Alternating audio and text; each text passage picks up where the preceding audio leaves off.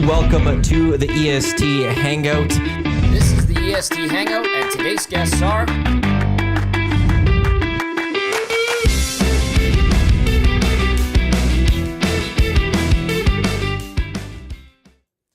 And a very good Friday morning to you. Welcome to the EST Hangout, presented by Sentinel Storage, right here on your clear choice for Edmonton sports, Edmonton Sports Talk, which is presented by Play Alberta. Thank you to everyone for tuning in live on EdmontonSportsTalk.com, on TuneIn, on iHeartRadio, watching on YouTube, or listening to this on podcast, wherever you get your podcasts. Be sure to also subscribe to those podcasts. Matt Iwanyk, Jay Milne with you here today. Busy show coming up. Tommy will be in coming up at 10 o'clock because we have two other guests in today from Advantage Sports Medicine. We got Emilie and we got Norm. Welcome. Thank you for joining the show today. Yeah, thanks for having us, Round of guys. clicks. Thanks for having us. Well done, well done. Clicks around here. EST Hangout presented by Sentinel Storage, Canada's storage experts, more than 2 decades helping Canadians through life's transitions. Canadian storage provider by Canadian. Right now, they got the Mother's Day deals on right now. 50% off 12 weeks on all units, 75% off 8 weeks on 10 by 10 units, or you can get 4 weeks free on selected units. How's everyone feeling today? Great. It's Friday. It's Friday. Big The win Oilers last won. night. Big win. Little tired, but yeah. Yeah. Isn't that the truth? Little emotionally drained. These because you can't just watch the game and then go to shut it bed. off. You have to watch we have to watch the GCL Diesel Oil Stream post game show, Yeah. and then you get sucked into it and you can't turn it off, and you're like, I want all the info, I want it all. The adrenaline's going. Yeah, and you're so excited. It's very tiring. Even though this series has started earlier, it's still like Well, yesterday had to go to overtime. Took had away to. from that. Had right? to. The Oilers couldn't get it done in 60. I'm going to be critical of the Oilers right now. We wanted to go to bed. Yeah, losers. Couldn't score on a 5-minute power play. What a joke. How dare they? Coming back, though, up 2-0. That's Sixth in a row. six in a row. That's a franchise record, Stanley Cup playoff record. I mean, That's unreal. Yeah. they're doing it. They're doing the things. As soon as it was 1-0, I was like, okay, this is setting Now the up game's nice. began. This is setting up nice for a comeback win. Well, and they get the comeback win. I think that counts for a comeback win based on how they were clarifying the other stuff. So, yeah, this Oilers team. Like, I don't know what to make of them right now. Where do you start? Picks is unreal last night. Kept us in it. Did he steal that game? Did Calvin Pickard steal a win for the Oilers? Well, I think he did. I think he did as well. I think so. I think especially early on, like I felt like we were being outshot a little bit, and he was doing awesome. Yeah. Third period. I think somebody said it. I forget who, but it was timely saves. Yeah. Well, you look at his save percentage at the end of the game. It's not good. Right. I think it's 850 or something yesterday. But who cares? But what's Because next to it? He got the W, Big and he old made the dub. saves when he needed to. Yeah. It was those timely saves, and he's like, I don't want a Skinner versus Pickard type thing here, but when Skinner let in the goals, they were at the times that you just like the team couldn't afford to allow that goal there. They couldn't afford to be down there. Pickard's letting in goals where you're like, well, okay, not great, but then he's making these 5 or 6 saves somewhere else, and the team's finding ways to win. I wouldn't say goalie though. I don't think we're at the point where the Oilers goalie. I didn't want to say that word because it's a sensitive word. What do you think about the word goalie, Norm, Emily? Goalie? Like getting goalied. Goalied. People will say you got goalied when like the other goalie like stands on his head and beats the team or something. And it just seems like any time this season the Oilers couldn't score a goal as well, they got goalied.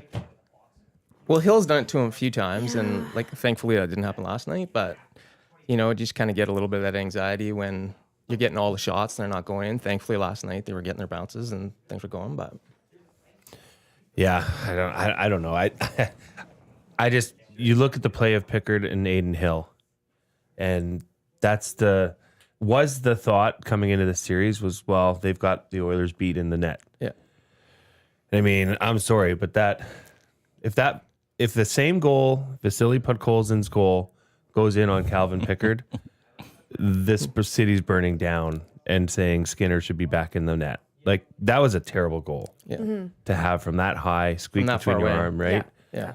So, Well, Mark Spector tweeted this yesterday. In the second period, high danger chances. Through 2 periods, it was 13-4. In the second period, it was 10-0 for Vegas over the Oilers in high danger chances. But the Oilers scored 3 goals. Aiden Hill wasn't making the saves in saves he should have made, and Pickard was making saves in ones that were very difficult. There's your difference. And that's a game where Connor and Leon weren't even that great. Yeah. Until the very end. Till the very end. When they needed it. Yeah. They turned it on. Boom. Great pass. Goal. They're excited. They come back 2-0. But this is legitimately a team that right now is just rolling top to bottom. And that fourth line was awesome last night. Paz gets 2 points, played 9 minutes. What does he have so far through these playoffs? He's 6 got points, 6 8 points, games. 8 games. It's Playing 9 minutes a night. like under 10 minutes. But isn't that the formula, though? Would you not say, for playoff success? Oh, you have to. Is to have those, we asked this at the start of the playoffs, who's going to be this year's Fernando Pisani, right? We all remember Pisani's cousin, 06. right? 06. Who's going to, it was Connor Brown last game, or the game one. Last night it might have been Podkolzin. I mean, it's just, that's what you need, right? And you need a guy like Arvidsson. Yeah. Who's going to go perform a can opener on McNabb in overtime and not get called, and immediately after that come and score. I mean, I think that is probably the worst missed call of the series. Like the reffing this all year, all playoffs has been very inconsistent. Sorry. That just was the tip of the ice. Like, that was terrible to miss that call. I mean, he was standing right there. Yeah. At that time Yeah, in the I'm not game, sure too. how that Yeah. slipped. Yeah. So Oilers fans should be very thankful that wasn't called, right? Now, you guys are I don't want to say you're the physio. I mean, you're much more than that. You're rehab. And I mean, what did you guys see from Brendan McNabb going into the boards there? Was that a collarbone issue, would you say? Maybe a little AC. Yeah? Yeah, Yeah. I was thinking kind of collarbone AC joint, so like the end of the shoulder there, separation potentially, but That's what I was thinking. Maybe a sting or two. You crank your head back and yeah. So we're confirming this. This is we can go to Twitter with this at the I mean, Probably not. Advantage Sports Vegas I mean, probably the wouldn't, angles were great. We were getting all the slow-mo angles that were perfect, but Well- it did seem that way. That might be a great question to ask both of you. And Emilie, I'll ask you first, is when you're watching a game and you see something like that, or you see a player tweak something and you notice it, whereas the common fan wouldn't, because that's your line of work and that's what you deal with day in, day out. Do you watch a game differently knowing? Is your what you professional know? cap always on? Yeah. I don't know if it's always on, but I definitely see things happen that I like try to kind of figure out, okay, where was he hit, especially when they go to like the slow-mo, because things just happen so quickly. So I do find that I'm always trying to figure out, okay, he went in that way, he went down, he's just grabbing his leg, is it his knee, is it his quad? And you're kind of analyzing by default, I think, when that's what you do kind of, 9 to 5 during like the day. It's not always easy to kind of pick things up. So I don't know if I totally watch the game differently, but more so just like interested because of what we do for work and trying to figure out what's going on. And yeah, trying to hypothesize that for sure. Yeah, definitely. And not only you watch what happens on the play, you'll watch replays, but you're kind of watching what happens on the bench if you're at the game, or just seeing what happens behind the play, right? And then I got a group of buddies that I text who are all physios, and everybody's kind of, talking about what they think it is. Really? Oh, yeah. Yeah. Oh, that's fascinating.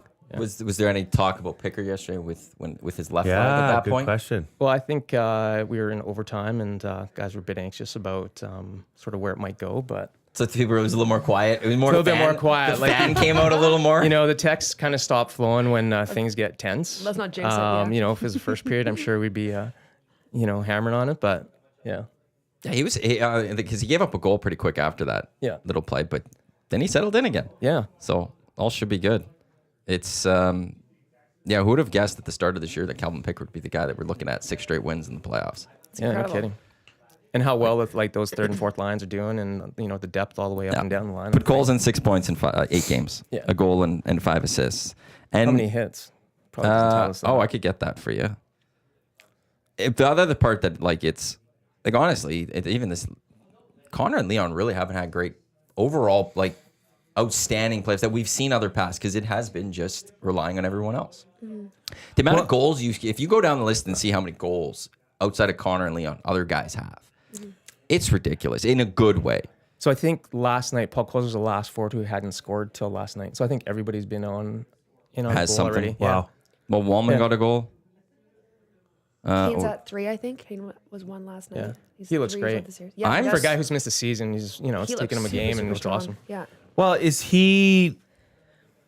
I mean, the debate, I guess, is as to who is the biggest surprise for the Oilers or warmest welcome or greatest addition. You know, Klingberg's up there, but Evander Kane's got to be it. I mean, I think the general thought was that the unknown, the fear of the unknown. I mean, this is a player who hadn't played in 10 months. But you knew that he was going to bring the element of physicality, right? So even if his scoring touch isn't there, you know he's going to go out there and crash and bang and be a, jerk. Be a force on the ice. Yeah. So you knew he was going to bring that part, but his ability to just roll in like it's the midseason has been awesome. That's the part I was worried about because it isn't that you're just coming back playing hockey. You're coming back playing hockey with people who've been doing it all year. Oh, absolutely. That they're in full. The rust is gone. They're fully going, and you have to try to match their Totally. intensity, match their speed, match what they're doing, and he's done it with almost not missing a single beat. Yeah. No, he's looked great. And you throw in like he had that. I mean, I think they're pretty open about his other surgery he had partway through the year, right? The scope. Yeah, scope in his knee, which isn't a massive injury, but still, it sets you back, right? Maybe that was just the delay they needed to get it over the LTIR finish line. Well, That's why he had to miss that extra game. Maybe You know, I'm not saying for certain. He but, wasn't ready for game one for a Always reason. controversies. with Yeah, that. there's that was a very that Evander Kane story was quite polarizing. There was people on both sides. I know Reed Wilkins, my co-host of the Reed Wilkins show from 3 to 6 this afternoon. He was not sure that Evander Kane was ever going to don an Oilers jersey again. You know, there was just so much speculation. Yeah. And let's face it, Evander Kane had or has a checkered past with teams and organizations that he's been with. So there was the thought, well, what's this going to turn into? Right? Is this going to be a full-blown Kane situation where, he's out of town? Turns out it's not. Thankfully for Oilers fans, he's doing exactly what people kind of hoped he would. But yeah, and then old Hipsy there, Klingberg. Yeah. I mean, he keeps Hipsy there. yeah, Some of those outlet passes are unreal. unreal. Right? Yeah. And just That's the veteran experience coming out in him right now. yes, That's the guy who's been around. He's been to the playoffs before. that's Dallas, and now it's just settling John into his Klingberg. brain. Yeah. right? Yeah, the vision on the ice, right, from the back end and making those cross-ice passes that, tape to tape. The muscle memory, if you will. Yeah. Well, and when you look at it, it's like getting it out of the zone to the playmakers that can do what they do best. But they got to get it out of the zone and get it going that way. And he's just constantly performing at a high level with those long stretch passes. Yeah, absolutely. And if you look at him from a rehab perspective, it's not like he blew his ACL and he had this major surgery. He's had like 2 hip resurfacing is what I think they've been pretty open about in the media, right?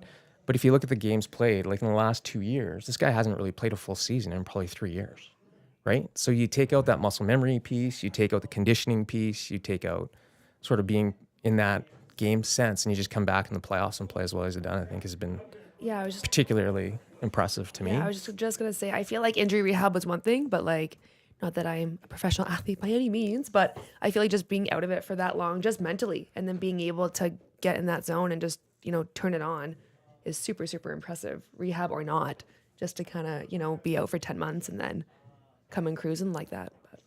So we have a chat open on our YouTube throughout the show. So if you have a funny question, a serious question, you've got the rehab. What's physio? What should we refer to you guys as without No, we're overstating physiotherapists. Yeah, we're physios. Physiotherapist. Physiotherapists. If you have a physiotherapist, these are the people that are behind the creative genius of Connor McDavid has his team, and you've got a frozen bag of peas.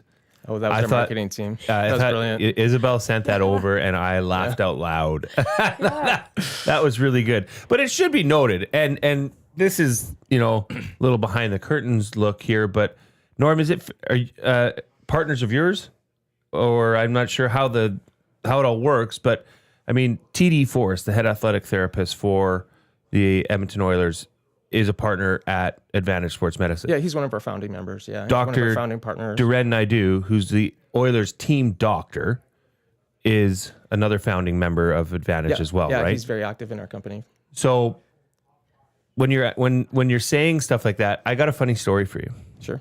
That bag of peas reference I just said, when we get, that's called a liner, okay, for us. We read that during your guys' segment on the injury report on the GCL Diesel pregame show, Oil Stream pregame show. We also read it on our show from 3 to 6, the Reed Wilkins show, as a sports update. When I got that, I sent it to Zach, who's our producer, and he also delivers the sports update. And he said, Jay, the wording of this makes it seem like,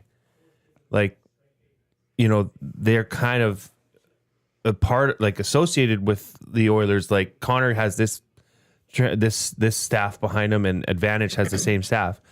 I said, well, like they're not associated at all. Yeah. But the people that founded this are very highly involved with the Oilers. So I think it's fair for them to make the call on that. So Yeah, absolutely. the wording of it was, I'm like, I think you're good, Zach. So you got the right people here. Yeah. But if you have any questions, send them in. We could maybe assess some injuries over YouTube. You know, some weekend warriors. You guys love doing that, right? Oh, the Yeah, weekend sure. warriors, bring them on. Bring them on. How often do you guys go to functions and someone's like, I got something. And can you take a look at this? All the time. Yeah? All the time. Does it get Sometimes annoying? I just say I'm in healthcare and I leave it at that. Yeah. Just to I think my family knows avoid- better now. So I think my first year university, first year practice, they're all over me. And I'm finally like, listen, I don't treat family, which is, unethical for me to do, is to treat my own family, which is a great way to say, don't ask me any questions on Sunday Yeah. at dinner. So that part's been better. But, I see a lot of buddies and, got some of our pickleball group that I see. And, the great part about that is I take advantage of it when I play them, right? So, Jay's got a sprained ankle right now. Guess who's getting drop shots? And Yeah, I guess he's can't being cut forced left, to move. so guess where Yeah. we're going, right? Backhand. Yeah. What would you say is the most common ailment? Let's say for people like me. I'm a 43-year-old husband, father of 3, somewhat active, not, playing sports all the time, mostly running kids around. But Emilie, what is the most common ailment for people like me? I'm going to say shoulders and knees. Shoulders I and feel like knees. that's what I most typically see. I think for a couple of reasons. I think that especially like this time of the year, people have probably been a little bit more sedentary over the winter time unless they're big skiers or big winter sport people. And then they suddenly kind of are ramping up activity, whether it be like with their kids or with their friends, and they're wanting to get outside. So I feel like overuse injuries that are involving knees specifically, I would see pretty commonly. Shoulders as well. Not really sure why, but I feel like overuse shoulders kind of within that demographic. Like rotator cuff? Kinda? Rotator cuff, like impingement. Yeah, kind of a mix. People that work like desk jobs, we tend to see a lot of, postural stuff with people being bent over a desk all day long. Like Maddie. He's a desk. Torn labrum. Yeah. Oh, there you go. Yeah. Got a torn labrum. There you go. Classic So, desk job guy right there. So that's what I feel I see lots of, but I don't know. What about you, Norm? I think that middle-aged low back pain is pretty common too, Oh. right? So, we're getting up there and maybe we're not as fit as we used to be and try to go out and lift or, do stuff we could used to do, no problem, right? Picking Yeah. stuff up, that's a couple 100 pounds, and that worked 10 years ago, but not so much now. It's landscaping little back. season. Landscaping. Yeah. Good Right? point, So good building point. decks, building fences. My poor There's hat- grad season for like certain businesses. Do you guys have seasons? where Oh, you're like, absolutely. Oh, we know that yeah. we're gonna get a bunch of Yeah. people over the next month. Totally. Right now is pretty busy. Yeah? I would say spring and fall. for Spring's the our most busiest part. time of year, but for Yeah. different reasons, right? So spring's just tons of runners right now. So people have been cooped up all winter. You get sick of running on a treadmill. You can finally go out and get some miles in, and it's a beautiful day, right? Go So too you're out long? on the trails. Go too long, Okay. right? Go too long, or do trails and not rolling your ankle. Hill running, right? Yeah. Especially the trail runners are out this time of year where they're finally getting to the mountains where they can, go do 15, 20K. And I think it's big time, a lot of that stuff right now. First snowfall of the year, right? Oh, Car accidents, slipping, shoveling yeah. injuries. Yeah. Slipping on ice. Yeah. Yeah. Van Owen in the nasty chat says, what's the best stretch or exercise for maintenance of chronic shoulder pain related to rotator cuff injuries? Ooh.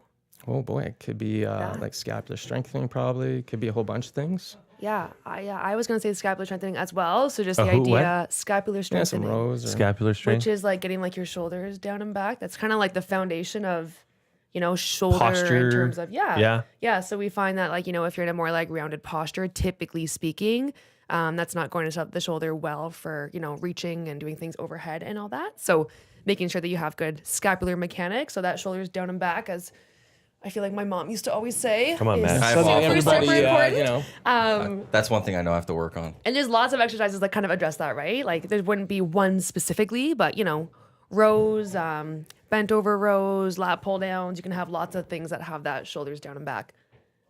Have you guys seen? There's like a posture harness. Yes. Oh, yeah, they've been around Are forever. you guys? Do you believe in Amazon. those? Like that would be like because you just said if better posture is going to lead to I guess less issues or possible issues. Yeah. Is that something that somebody Is it should work or is it fraudulent to a degree? Well, I think I'd take the second one. Okay, If you okay. had that's a it, line, it's that's more it. to the fraudulent side. Yeah, you've got Yeah. your own internal system. You may as well use it, right?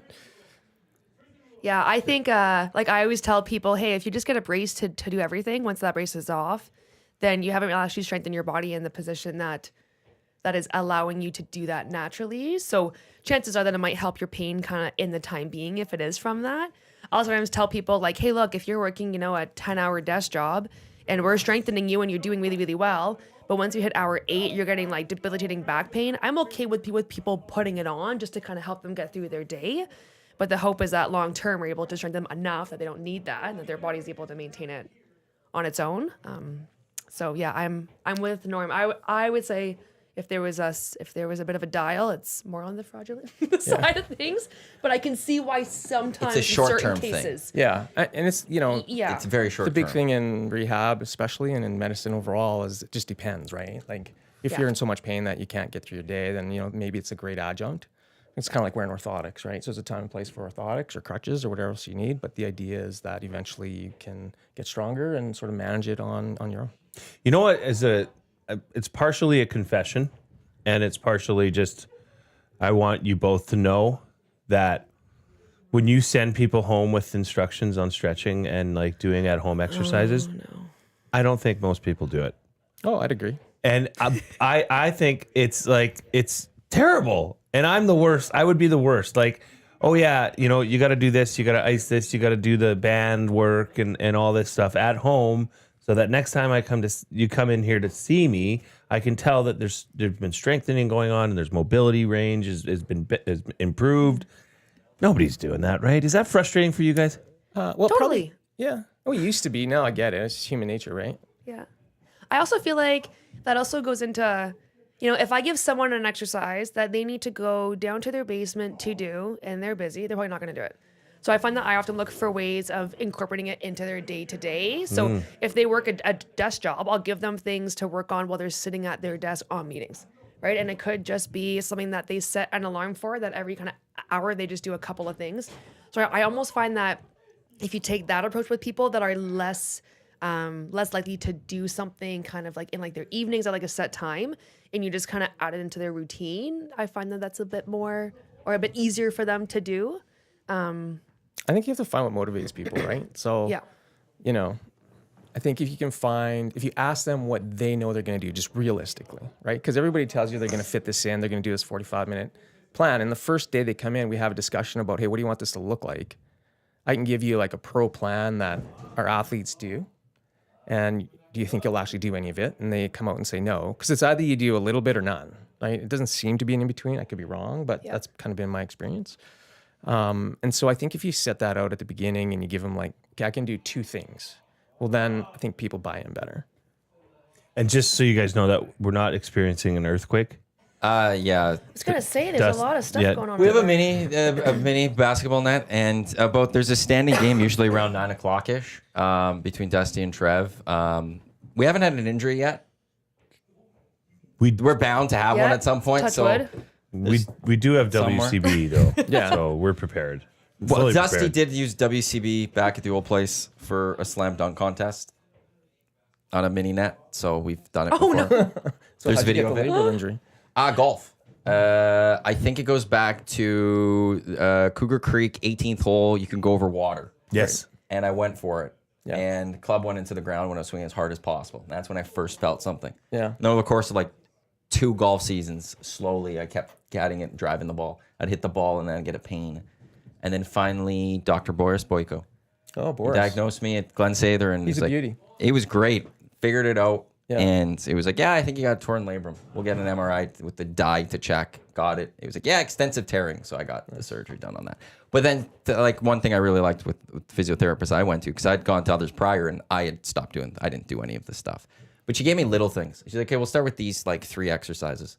And it was easy for me to do. And then the next time, okay, well, we'll keep these 2. We'll keep this, change this one to this. And then we added one more.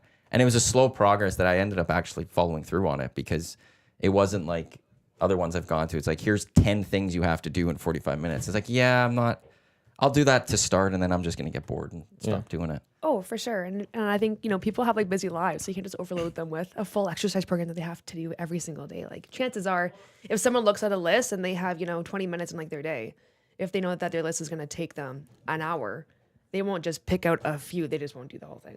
Yeah. Right? So you might It's as all well. around. Yeah, totally. And I'm going to be like, so Jeff Kershell, our listeners know Jeff Kershell. Through him, I am doing a golf program through Evander Sports Medicine. And we met a couple weeks ago, and he sent me forms that I filled out. One of them was just like my weekly schedule. He's like, okay, what is your week look like? Mm-hmm. What do you think you can fit in? And he's building my program around whatever works in my schedule, which is really, I haven't seen what he's got for me yet. What is this? Yeah, what is this program? Because it is through Advantage Sports Medicine, right? Yeah. And what's the name? So Crusher's working in Jayco, and then they have Austin as well, who's with Advantage Sports Medicine. They are trying to create a golf program for people to work on their fitness, in the fitness part of it, to improve their golf game. And then there's the 5 Ts. And I do plan on bringing Jeff and Jayco in on the show one day to talk more about what they're working here. So they're in they're in the development stage of what this program is going to look like. And the rationale, like I was out with coffee for them a bit ago, was, well, before you could start working with a golf coach and figuring out how to improve your golf game, you got to figure out what your body's doing and what your body can and can't do, and whatever it can't do, what needs to be fixed. For me, there was something with my right hip, something different with my left hip. They're saying I need to go fix that before I start anything with a golf trainer or golf coach, because if I don't get that fixed, it doesn't matter what a golf coach does. I'm in line to be injured, or it's just not going to work. So they're starting that program for me, which is going to be, working on the fitness part of things, working on what needs for my body in relation to golf. And then the big thing is they're hoping to have it really going come fall, so it's a good off-season thing for golfers. Yeah. So it that's starts kind of with what's the coming. TPI screen. So you did your TPI screen with I did, Austin? yes. Yeah. And then they put me on the force plates, Force plate which testing. I have Nice. never done before in my life. Yeah. I struggled walking for a week. Oh, really? I You used, give it your all then. That's they awesome. forced me to. They They were forced forced, to. like, you is got that what they call force plates? Totally. Yeah. Like, Totally. So a talk force people plate is, I through- don't even know how to explain what, like, it's just. Go ahead, stand up, show yourself. Why do I have to stand up? I don't know. It seems like it's something you do stand No, up. so it's just like a plate that's there, and you stand on it, and then you jump, Okay. and then you do it 3 times to get. What's the proper purpose of the readings. jump? To measure So your. the idea is you're looking at a ton of metrics. So the plate we have is a triaxial plate. So there's different types of plates out there, right? There are plates that are uniaxials. You just go up and down. And those are great, and they're great for rehab, and they're great for a lot of the performance stuff. And then the triaxial stuff are just kind of at a different level where you can look at rotational movements, and then you can also look at lateral movements, right? So it's up and down, rotation, and then side to side, right? The beauty of the plates is that it gives you data that you can't see. So you get to points where, it's really important in rehab. And I've been doing this 27 years now, so like, it makes me old. But 27 years ago, plates were things that you had at universities or pro teams had, right? So the U of A always had a plate set up, and the others got a plate set probably 10 years ago, 8 to 10 years ago. Like, those were relatively not common. Now you're seeing more and more clinics have it. And if you're going to sort of get people measured properly and be able to adjust the programs, it gives you all kinds of data. So it gives you data on how high they can jump, how they're jumping, how they're landing. Super scientific. I think the plate we had has, it's 600 by 2,400 sensors in it. Wow. Yeah, and so it really allows you to zone in on how people are moving. So the performance guys use it in a similar fashion to us. On the rehab side, we're using the same metrics, and we're looking at trying to make sure that you're basically symmetrical on both sides, for one. And then 2, there's objective data over thousands of people where, you can see how people are moving and hopefully adjust their programs so that they're getting maximal usage of what they're doing. So, see, I was jump 3 times and then start in a squat position and explode up and land. So does it And then- measure your output in terms of your force when you? Yeah, all of it. So Yeah.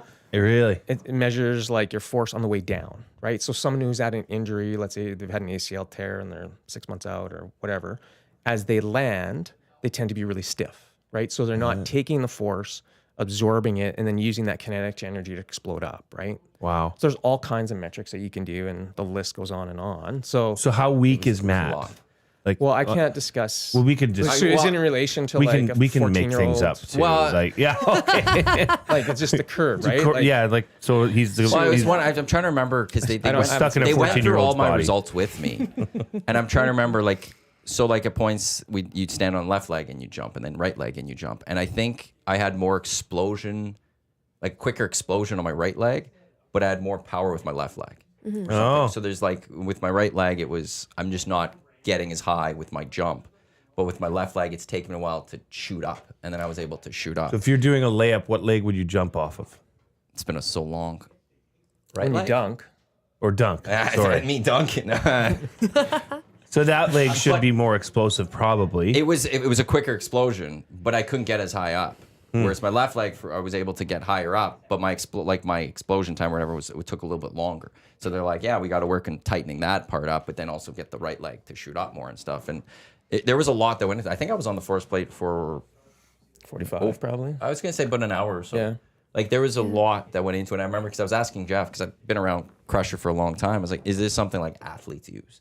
He's like, "Oh yeah, they use this all the time and stuff." And like that to me was really cool. That like how neat and like the info that pro teams must get on their athletes. it's amazing.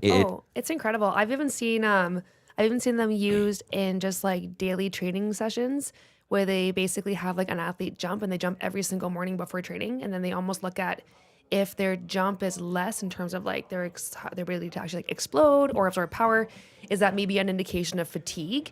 And so that day they might kind of actually change their training program if they're worried about a risk of injury, based on just comparing their measurements day to day. So you see it for all different reasons. Like we have for sure, but then like the performance side of thing is a whole different area, but it's pretty interesting. So 27 years, is that what you said? Yeah, 98. So whatever the math is on that. So how different has it been from, diagnosing athletes or, just I guess anyone in the past to now? Like, Great question. Yeah. like, how much easier is it, or how has that change been? Well, that's a loaded question. So Okay. I think the assessment part's always been pretty relatively good from it's a diagnosis, right? So you're still doing your relative special tests. You're using imaging. So the docs are using the imaging to come up with what the diagnosis is hypothetically, right? And the rehab piece, I think, has changed a lot, right? Especially, and there's still some people doing stuff like we did in the 90s because it works for certain things. Hypothetically, back in the 90s, you'd use a lot of modalities, right? So ultrasound. I mean, I can't remember when the last time I used an ultrasound yet, but that was massively, super common back then. Interferential, and the exercise stuff is really, really rudimentary in a lot of places. And what you've seen happen is that things are really shifted. If you're kind of up on the latest research, you're not sitting there on a machine anymore. You're out there training and working, and so. Some of the super cool advances for me are things like BFR, so blood flow restriction, right? So this was I think the story goes, it was invented at the Center for the Intrepid in San Antonio, Texas. So that's where the U.S. military would send their severely injured military members back from Afghanistan and other areas. And the idea behind BFR is you're cutting the blood flow off to the limb, right? So hypothetically, you have an ACL. Within a couple, 3 weeks after your surgery or after an injury, you can do this BFR where you're trapping the blood in your leg. And so theoretically, what happens is that the increase in lactic acid increases the amount of chemical substrate that is utilized for eventually growth hormone, right? So you want to do it at least 3 to 4 times a week. So I think we're getting people moving faster, or at least sooner. I think we're using tech that allows people to do that. So muscle stim's always been around. We're using it more. We're sending it home with people now so that, I think we have a better idea of not letting people get weak. So I think we're more aggressive with getting people moving earlier. And the BFR piece allows you to load limbs using way less weight. So as an example, I tore my rotator cuff, I get BFR on my arm, and I'm doing a 1 pound dumbbell curl for like 15 reps, and I've got DOMs for days, right? So, I think there's been a ton of advances there. I think the science behind rehab has gotten a lot better, but really what it is you're using exercise science. I mean, you're just at a different place in the continuum. Like the guys who are running the end stage return to play and performance stuff are the S&C coaches, right? But we're using those principles early on, right? And so we talk about locker room medicine stuff. So you talked about Dren, Naidu, and TD and those guys, and their contribution to our organization is, like, we have nothing to do with the Oilers organization as a group, but as them being owners, TD's, what he helps us with is our tech, what plates to use and how we use it and how we approach things. Like, the I knowledge think that's passed down. it's the knowledge, and it's how soon you get people back. And it's not, okay, you've torn your knee up, you can't play anymore. It's, okay, yeah, you can't play soccer right now. How are you going to maintain your cardiovascular system? How are you going to maintain your upper body strength? How are you going to maintain your, good leg strength and power, right? Probably what he's dealing with Matthias Ekholm, Probably. right? So I have no idea. Yeah. But, No, I'm not saying yeah. that, but he's so it's the lower DNA body of the injury, company, but right? how do you keep your body still moving and healthy at the same time? Yeah. Totally, And so, get everything else moving too. yeah. And so I think, coming back to that, it's the DNA of how we do things and how we manage things in that sport med piece that we do with just generally everybody, right? Is get them moving as quickly as you can, find alternatives. I mean, let's do something simple like OA, right? So I've got an arthritic knee because I tore my ACL. Well, a lot of times we used to say, you can't run, you can't do impact sports anymore. Have a good day. Here's a couple exercises, right? And that's kind of what, it's not necessarily what it looked like. Here's a in the couple 90s, but- ibuprofen and a couple exercises. Yeah, but I mean, now Yeah, and a bag it's of about frozen getting people moving and recognizing that, okay, yeah, you have arthritis in your knee, but we need to keep you healthy, right? So here's some S&C principles where on the physio side, you're getting their swelling down and you're sort of getting them going on the basic stuff, but here are alternatives for you to stay healthy, to get back to what you want to do as soon as you can. So I think that's the big thing, and that's changed, as well as a lot of the tech. And the force plate stuff that we can now use is a big part of what we do. That was a long-winded answer, so I'm sorry for No, It's all putting good. everybody Emily, to sleep. But you seemed like you wanted to add something. No, there. I was going to say that like arthritic knees is a really classic one. And they now talk about, as Norm was just saying, it used to be oh no, you have like osteoarthritis, no impact, no this. And as Norm was just saying, like, we've really seen a push for being more aggressive with things and allowing people to do more things. And what the research is showing for a sport like running, for example, is running actually does have a protective factor when it comes to developing osteoarthritis. And a lot of people that have osteoarthritis are still continue or are still encouraged to continue within reason, obviously, to do some of the impact type activities to help with bone health and whatnot. So, and I think, previously that wasn't really the case. You heard a lot about like rest, no impact, but we're just seeing a big shift, I think, in what we're allowing people to do and how much it is benefiting them for sure. You worked in skiing with that. Yeah, I did. Yeah. How was that? And where's the love of skiing start from? Yeah, good question. So I have two parents that are diehard skiers. You treated me. Okay, I thought so. Yes. I actually thought so, but I was like, No, no, maybe what he was doesn't I, remember me. What was I dealing with? It was. so you didn't do your exercises, is what you're saying? That's what. You know what? She's When- remembering this when and you she doesn't said wanna bring that, that I up. was like, and No, he when has you admitted said you it. skied, I Yeah. remember we had a great conversation about it because our family skis a lot too, and yeah, you did like extreme, like Yeah, freestyle ski. yeah, I did. Yeah, Yeah, she that was treated my me thing. at the South. Was it South Point? At the Or at the Health south, Point? at Health Point. Well, Health Point Advantage in Ellerslie, from the south side of the city here. Yeah. So It's all she was the coming person full- you weren't Yes. doing the Yeah, I exercise. completely. no, it all comes And you went, full I'm not circle. doing any of that. Right, it all I comes forget full what I was circle. there for though. It was either my wrist or my I can't remember either. my. That was a while ago. My foot. But I actually did the exercises on that. Oh, sure. Now it changed. No, because I didn't Also, have we're to go. I never changing went. here. I never had to go back. It worked. So Success story right here. Awesome. There Emilie you go. and Jay. Right there. There you go. Yeah. The one time, and then everything is cured. That is so. As soon as you Yeah. said skiing, okay, I'm sorry, I totally interrupted that. No, that's okay. on. But yeah, no, I have two parents that are like the definition of weekend warriors. They spend their weekends up in Jasper. I have two younger siblings. We all grew up competing in freestyle and like freestyle skiing, and we were introduced to the world of skiing in general just from my parents. They had us all on skis at about 2 years old. And then we kind of tease them that they are the athletes now because they're on the hill more often than we are.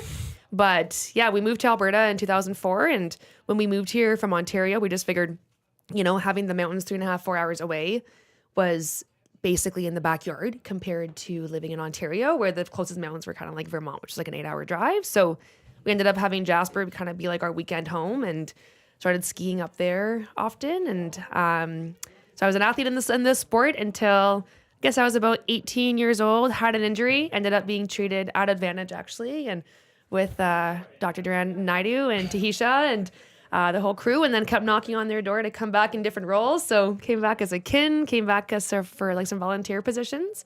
And then ever since I've kind of left the athletics world from like an athlete perspective, I've been heavily involved with the coaching side. So I was the head coach for the Edmonton freestyle group for about 10 years. Now I coach for the Jasper ski team. So yeah, How's so that still transition heavily been? Athlete to athlete to coach. I love it now. I would say I almost, looking back, I think I may have started coaching too early. I think I wasn't fully over being an athlete. I think when you grow up being an athlete, everyone knows you as the athlete, right? Like you're missing a ton of school for things. You're missing family events. So everyone kind of knows that about you. And then I think, and a lot of athletes go through this, when you end up having to retire, whether it's by choice or because of an injury, you go through almost a bit of an identity crisis as to holy crow, this is how everyone knows me as. What am I now? Who am I now? Exactly. I'm lost. Right? Not to mention I was 18, so I feel like that's already an identity crisis time. Anyways, so I think that, it was a bit tough kind of the first year, but those two can't coach. And I've had an amazing career as a coach to this point, and I'm going to continue coaching. And I think I love it now, but it did take a bit of getting used to, for sure. Wow. Yeah. Jasper, so you're up there regularly. I am. How yes. heartbreaking or how heartbroken were you to see Yeah. the aftermath of last year's wildfire? Yeah, it was pretty wild. I think when the fires first hit town, I think a lot of people were quite worried about what the next morning was going to bring in terms of, is there ever going to be a town ever again? I think the fact that they were able to basically save 70% of the town is absolutely incredible. Yeah. Just the stories that I hear from a couple of local firefighters about what it looked like that night is pretty eye-opening, and I'll never be able to, really know what that was like not being there, and thank goodness I wasn't. But, I think our first trip down that way to kind of check in on people and visit was near the end of the summer, kind of early fall, and definitely kind of devastating as you drive through it. But I always say the Jasperites are probably some of the most resilient people I've ever met. So if there's a town that can get through that, it's them. They just kind of pick themselves up and keep trekking, and that's kind of what they do best. So I have no doubt that they will rebuild, and it'll be an amazing place, and it still is. But yeah, pretty eye-opening for sure. Well, we partner with Marmot Basin, and they're always saying come to Jasper. We're open. So, if you're wanting to do something, get out there, go to Jasper. It's open. Yeah. Everything's, I was there in Feb. Yeah. It's devastating seeing the Yeah. parts that were affected, Well, but and it's still honestly- there are things to go do and and their support restaurants are open, and they want people there. You could for support sure. the town still in and many different ways. It's being there. honestly worth your while to see the effects of that and take pause and really soak that in, because it is catastrophic what happened there, and then know that there's a community that's still there that depends on tourism that really needs it. So yeah, we plan to go on to Jasper this summer, and it's just you feel like you're helping out your friends' family's business when you're there in Jasper. Absolutely. So if you're looking for something to do, I would recommend that. Now I know you guys are busy, and I know you need to hit the road here, but there was Ranger Nick says, great conversation. Have this segment regularly. I think there's a lot of weekend warriors out there, especially I love it. sports station. Everybody still thinks they've got the jam. It's turned into jelly, so they just don't have it anymore. Bronco Nick says, I have pain on my instep, then moves to the top of my foot. It comes and goes, causes me to limp sometimes, and he guesses. So moves to the top of your foot. Yeah. Sounded like a Pain bit of on a my riddle. instep, moves to the top of my foot. Sounds like what? A bit of a riddle. The way that it Yeah. was written. This is not a Any limerick, guesses? folks. I'm getting my like The riddle doctor brain was the going mother, here. you know. Yeah. Yeah. So, I think on the bottom of your foot, you're probably at the beginning thinking, of a plantar fasciitis or a tib post tendinopathy. But if it's going to the top of your foot, that's a little bit different. I would want to maybe ask them if they've recently changed their footwear. Maybe sometimes if they're, changing what shoe they're wearing all of a sudden, wearing that shoe a lot, they could just be kind of like rubbing on that instep of their foot. It could be as easy as that, but Yeah, so take the pebble out of your shoe. Yeah. there you go. Oh, yeah, right. That's a good one. Yeah. Sometimes, too, you can get some back stuff that can kind of refer down and kind of, feel it on different parts of your foot. So, If you're, correcting yourself or Or even if it's just like a nerve nerve in injury, your that back, again, so, your back feels okay, know. but it goes all the way down to your foot, and that's kind of where your pain's coming from. yeah. that must be annoying though, to be in your situation. And I know we touched on it briefly on the top, but like, hey, I got this. Every party you go to, every kid's birthday I party, think every that's just family part of the event. job, right? Yeah, I mean, it doesn't bother me that much anymore. but like you're probably like, okay, it's your plantar. Okay, it's your rotator cuff. Okay, it's your hamstring. Yeah. Like, what do you want me to do? a couple shots of Fireball and Yeah, everything's gonna feel better. everything's Good to gonna be go. fine. Yeah. Friend of the show, a friend of EST, Ghee Flaming, host of the Pipeline Show, which is that the longest running podcast of friends of the EST? Oh yeah, Ghee It's like started 20 20 some years years, ago. right? Actually,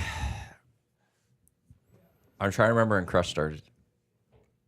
I don't know if Crush was a year after Pipeline, or Oh, wow. Crush is around the same time too of when he started doing his shows. So long time. radio was invented, or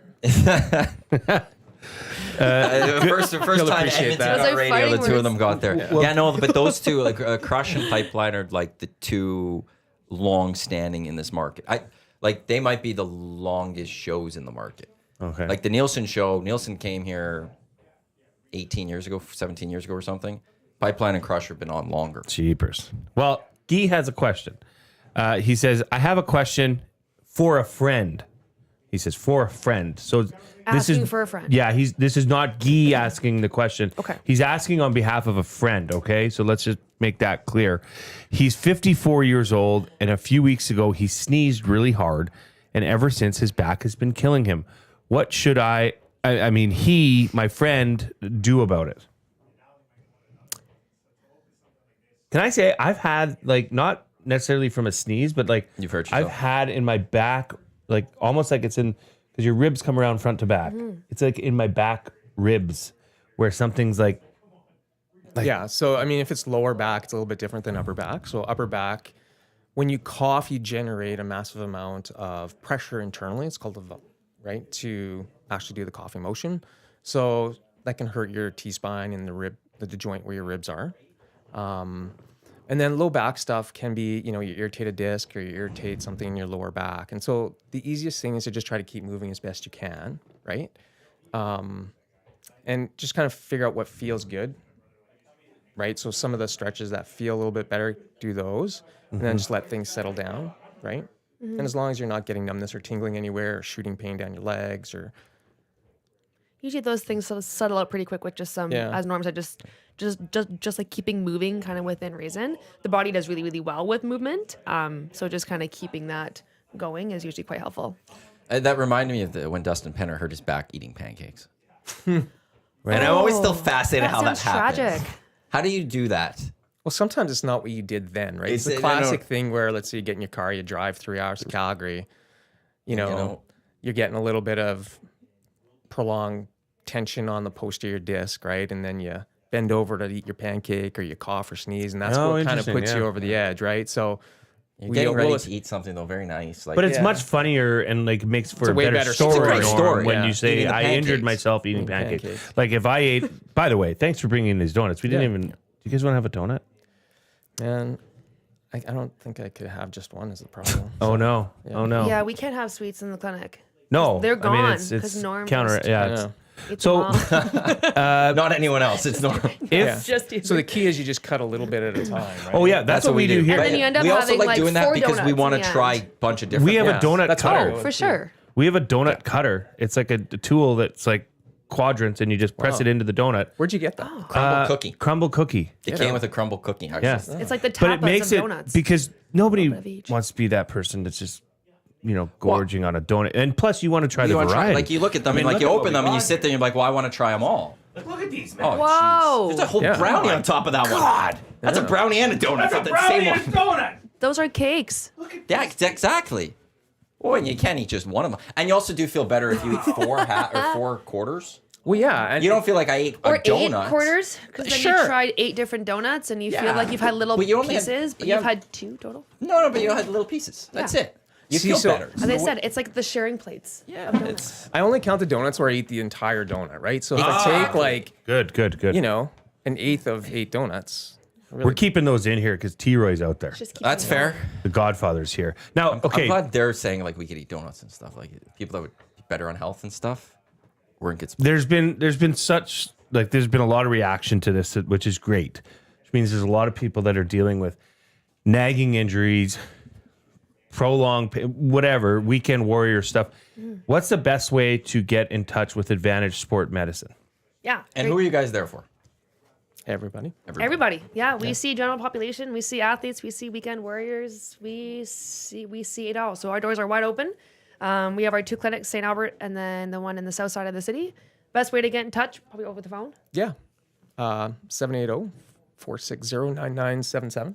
And you can just Google Advantage Sport Medicine, Yeah. and there's You St. bet. Albert, Southside. Yeah. You bet. You know who's sitting out here? You might want to talk to her on your way out. Katherine Plouffe. You heard of her? Okay. 3x3 world champion, Olympic Amazing. basketball player. Amazing. Maybe if you get her on the Rolodex, that one. Yeah. There you go. There you go. We're also on Instagram too, and we're actually doing a hockey jersey giveaway. So people look up. Oh wow, we got yeah. to talk about People this. look up Advantage Sport Med. Do you guys should on put Insta. together a Sport post Med, yeah. here and explain it and put it up on your social and tag us in it. All right. When you tag us in it, we can then send it to all of our listeners and they'll get on it. Perfect. So do something on your way out and we'll be sure to share it with everybody so they can get in on the jersey. I love it. Advantage Sport Med Yag. Yeah. And there's I clicked the wrong thing. Don't Round click that two. button, Matt. Well, there was like all these like suggested for you. I didn't want suggested for you. There's the well, people can't see that my phone's completely too far away. But yeah, right there we'll have to share that. We'll share it. We'll share it on our socials. Yeah. Oh, it's the orange one. Too. Every round, we've got a new jersey to give away. Every round? Yep. Yeah. Wow, you guys are What really better doing way it here. to cheer on the home team Holy and smokes. your brand new jersey. Okay, well, you guys got to go do physio stuff. Norm, Emily, thank you so much. Yeah, thanks This so much has for been a having slice. us. Thanks for nice seeing you again, Emily. Yes, nice I'm glad to one see of us you remembered our too. encounter.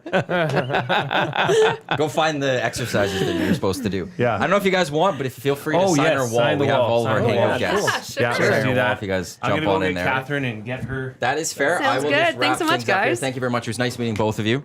And look forward to being with you guys throughout with the Crusher and the golf program over the next little while.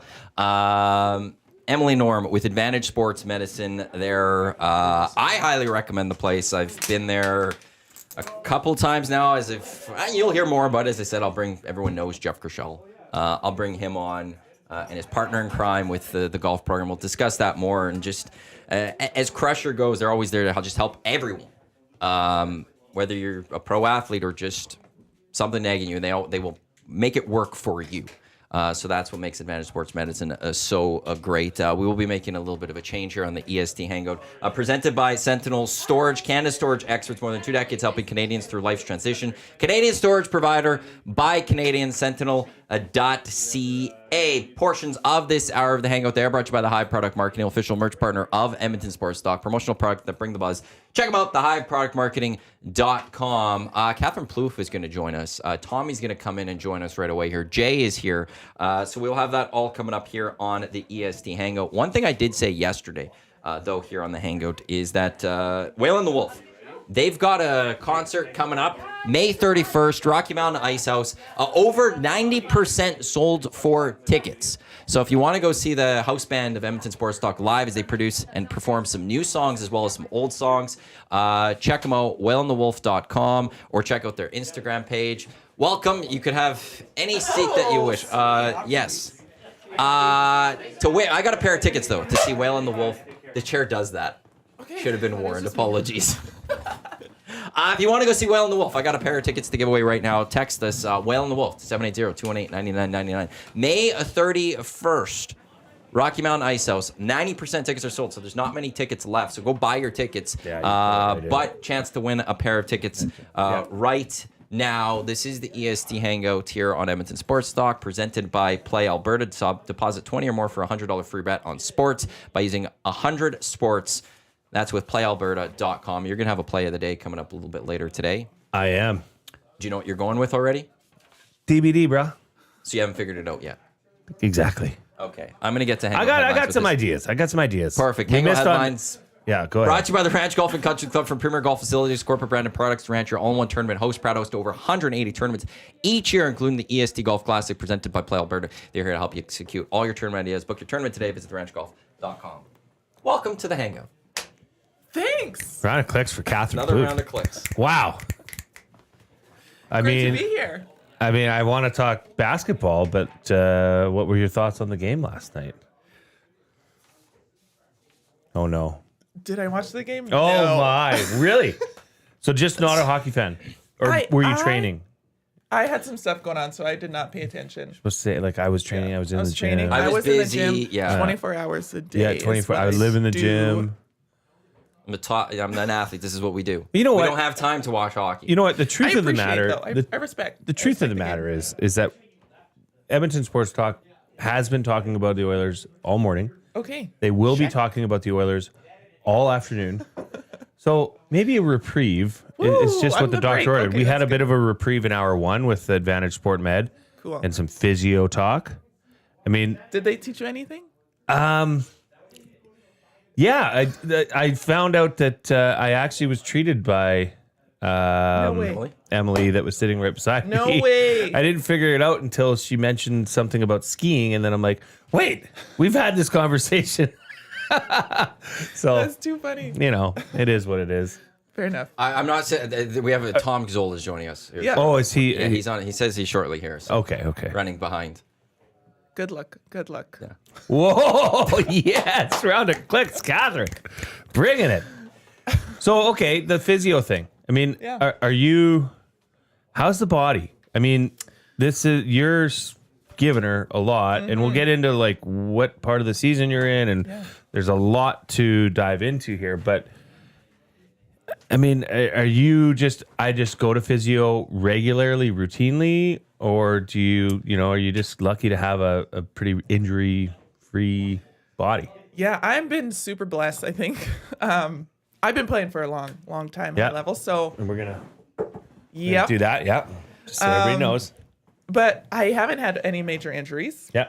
But it's been a lot of, like wear and tear over years. So we'll see in like 10, 15 years how that actually is affecting my body. But I'm really grateful I stay in shape. So I don't get out of shape, so I don't have to get back into shape kind of thing. So I'm pretty strong overall. So physio is more like if I need it. People do otherwise. They're like maintenance, keep things really rolling, staying sharp. But I know a lot at this point where I can keep my body pretty healthy. But I definitely have physios and people in my corner who are like, come to me when you need anything, which I'm so grateful for too. So at this point, I'm like, I got things going on. I know enough. But like I have people on my speed dial. So I'm grateful for that too. So 3x3. I just want to let you know.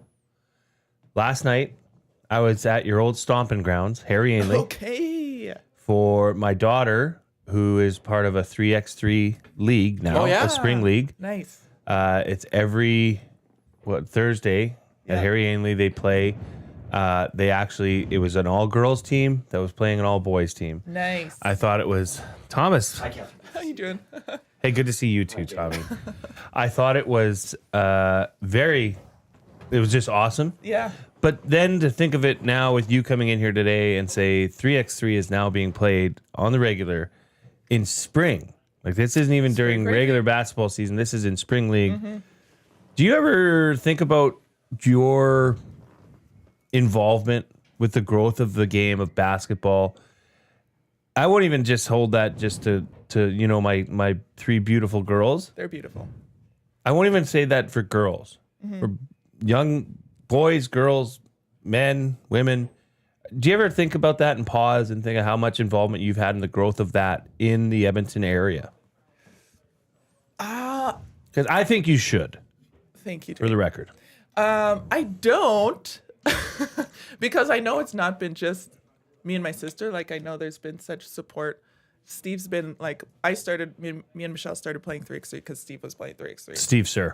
Yeah. So I didn't even know it was an option until someone else went before me. So I'm very aware that I'm just like part of maybe like leading the wave, but it's not just me at all.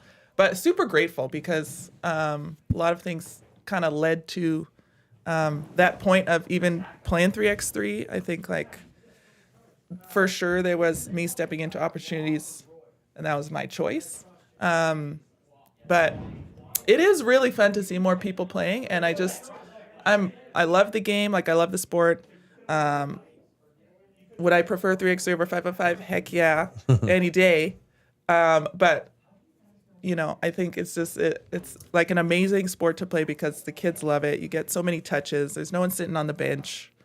You actually want to sit in the chair to get a rest, if I'm being honest. Like, you need that 30 seconds. So, like, I love to see it being played, and I think I'll be involved in some aspect as it keeps growing. I won't be playing for much longer, so that'll be fun to kick into something else. Yeah, your body could probably use the break. Yeah. So where are you at season-wise? Like, what's coming up? What, in terms of the 3x3 World Tour? Yeah, we're actually just starting this weekend. So we're going to training camp tomorrow and then headed to our first World Tour stop in Amsterdam. Cool. Yeah. Gosh. It'll be a lot of fun. Amsterdam. So It'll be fun to use this as a way to travel the world too. Oh my gosh, yeah. It's the vehicle of travel right now. So where we're going, that's where I'm going. But we go to really cool places. Like, I wouldn't have gone to Mongolia had I not played 3x3. Mongolia. Wow. It is an interesting place. What was the Rural, but also everybody one has city. a perception of what you think of Mongolia. Unfortunately, the first thing I think of when I think of Mongolia is like Mongolia grill. And First of all, that was Mongoli grill. But I'm gonna say it just reminds my mind too. You are not alone. It just popped in reminds my me. mind. You can load as much meat on the bowl as you want, and then the that's a good noodles. spot. You thought and then you could do it as and much then as you want, weigh it, and then you're until like, you weigh it, you're like, "Holy smokes! This is a $38 dish. I screwed up. What did I do?" There was one place though where it wasn't weighed. I don't know if you knew about that place. It was Mongolia Grill Express. What? Was that the one on by the Save-On? Yeah. I know exactly the one you're Yeah. talking about. Now, was there a Mongoli grill in Mongolia? You know what? Depending on your stomach, like, could have produced the same outcomes. So Now, were we I'll say fed a that. lie? Were we lied to going to Mongoli grill thinking this is what Mongolians eat? yeah, Really? It's That's too bad. Canadianized, you know? Oh no. but yeah. Wouldn't Mongoli grill in Mongolia just be called grill? Hey, you have a point there. Let's think about this. What's French toast called in France? Not French toast. Right? Yeah. I mean, hey, I'll meet you at the grill.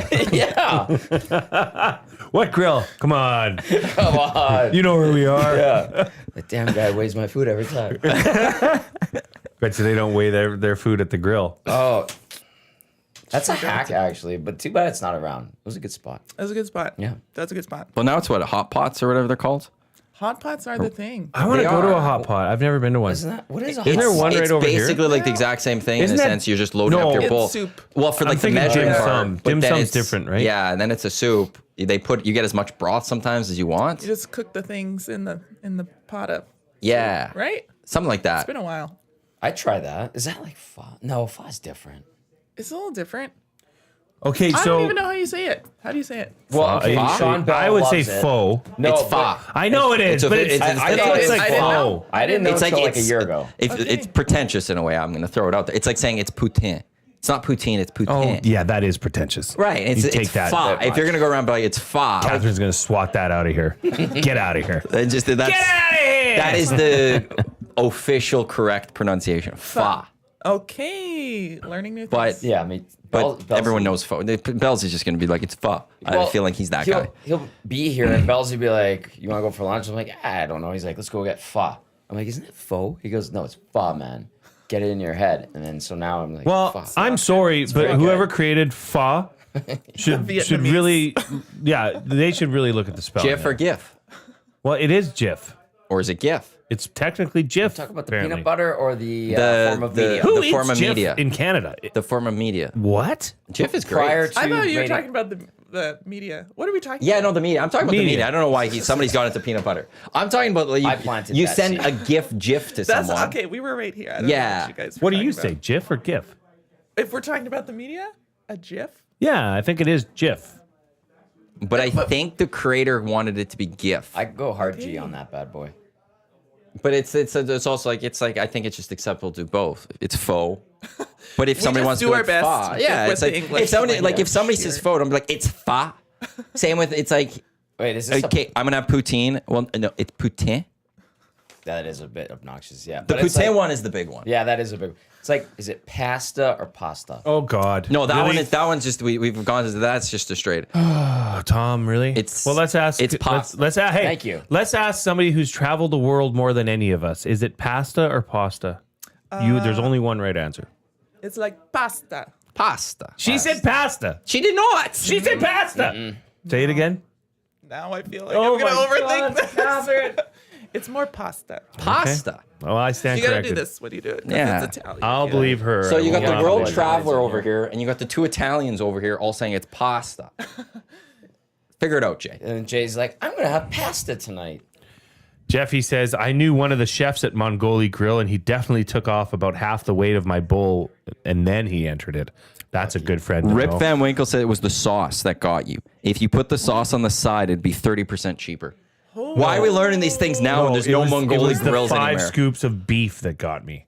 I love that beef that they cook because it was like thin and crispy. And Ice Cube in the he texts in to the inbox. Only 3% of Mongolia has arable land, and it's one of the driest and coldest countries in the world. It is. Thanks, It Cube. is.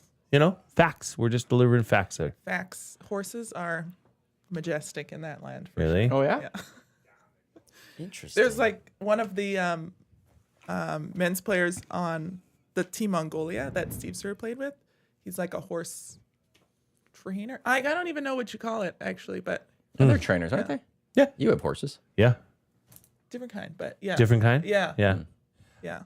It's interesting. Catherine and my wife are good friends. Shout out to April. Yeah. What up, April? I just You just ride her I'm coattails. just riding her coattails. Yeah, yeah. Well, part of the reason Catherine's here is for something I can't disclose, It's true. nor can she, because sometimes April listens to the show. There we go. Yeah, that's why I haven't said some things. no to the more. show. I'm saving that for next week. Yeah, we will get into Matt Gate and There's no Text Matt Gate. Text Gate. There's no text gate here. There is no gate on this. It's just a screw up. 100%. I'm not gonna. We'll deal with this next Friday. Yeah. Okay. Fine. no clue. No, yeah, it's that's all. I will just say that right now. All on me. All on me. Okay. I want to go back to last summer. A lot of people dream of getting to go to Olympics. You went to an Olympics. Yeah. What was that experience like? Like, how was it? I'll just even start being on the boat through the Seine. Is it what's the river called there? River Seine, yeah. Yeah. How as for the athlete parade type thing? How was that? So I didn't go on the boat. No Nope. training. Yeah, this was my second Olympics. So I'd been to Olympics in Rio in 2016. And same kind of thing, we made a team decision to not go on the opening ceremonies. Okay. A lot of athletes choose to do that based on their competition schedule and like being ready for the competition. Because it can be like 9 hours of standing, waiting, Okay. stuff like that. So we also made the decision as a team to be ready for our competition. Because really, we're trying to win a medal. Like, that was the Yeah. goal. my first Olympics, it was like an experience. Let me see all the Right. things. I'm here. I wasn't the first 6, 7, 8 player, to play. So I was like really soaking it in. And this time I'm like, we're here to win a medal. Let's stay focused here. So Which was the better experience for like Last summer, everything for sure. else, like being there and all of that? last summer, Yeah. even though it was like more focused, it meant a lot more than the first time just because I was like a big part of the team. It was like we started the journey to get to the Olympics, and we did get to the Olympics, which I'm really grateful for. Like it was a grind for sure, but it just meant more. Do you ever look back on that and be like, I'm an Olympian? Like, and does that ever hit you? Because I feel like that would hit me if I was that. Like, He'd be parading it all over. yeah, I'd rub it in every every day. face. And people He'd have a shirt that doctor- would say, "Ask me if I'm an Olympian." There's doctors or something. It'd be Matthew Iwanyk, Olympian, on everything that I have. Instead of Esquire, it would say Olympian. But like, damn, you're an Olympian. Yeah. Like, that's cool. Yeah. You know what? It's funny enough. I don't think. Well, take it for what it's worth, but I don't parade that. Like it's not the biggest part of my life, even though it has been a big part of my life. Like if I'm stopping basketball now, like I still got 70 years, so I'm not gonna hang on to this thing and make it my whole life. But I'm so grateful because it's taught me. Like it's been a huge part of my life up until this point. Like the journey, the sport. That there's a lot of dedication, commitment, putting a lot of effort into something that yields a certain outcome that can gain you certain success in one area. But at the end of the day, like I got more life to live too. So I'm excited for what's next. Where was the 3x3 court at the Olympics again? It was in Place de la Concorde. So it was with BMX, Okay. skateboarding, and our court all in the same venue. Same with breakdancing. They were on our court. Thank you for bringing that up. Did You you get jumped all over that. I was gonna ask. I was gonna save it, but perfect segue. Thank you. Did we see Ray Gun? I did not. No. My sister and Paige were watching from the village though when she was doing her live, and they were like, "Interesting." Like, I didn't know this. Yeah. Was. And then they're like, "Okay." And then the next this person who went artistic? was actually legit. And so Yes. they're like, "Oh, okay." That was just this one person who was, yeah, Well, I mean, what a showman. yeah, yep. But then I wanted to ask, like, it's obviously prestigious, and I know you said like, "Hey, it's a cool thing you didn't." No, but, it's like a they'll great always do it. accomplishment for Yeah. sure. How is the Athletes Village, Olympic Village this time around in Paris? I mean, the venues were spectacular too. The venues for competition really cool. Like typically from what I know, like they the host city would build temporary or longer lasting structures for competitions, and in Paris they used like older buildings. There was a really cool venue that fencing was in. Yes. Fencing, yeah, it was the It looked like a Grand museum. Yeah, the Grand Palace for English. Grand Palais. Le Grand Palais. Wait. Yes. And it was super cool. I went and watched Taekwondo there after as well. And it was just like, this is pretty sweet. Yeah. But what was the question you asked? Because I forgot where I was going. with Olympic this. Village, Athletes Oh, Village. Yeah, okay, yeah. Venue is spectacular. Village, it is. Bunch of hard bodies.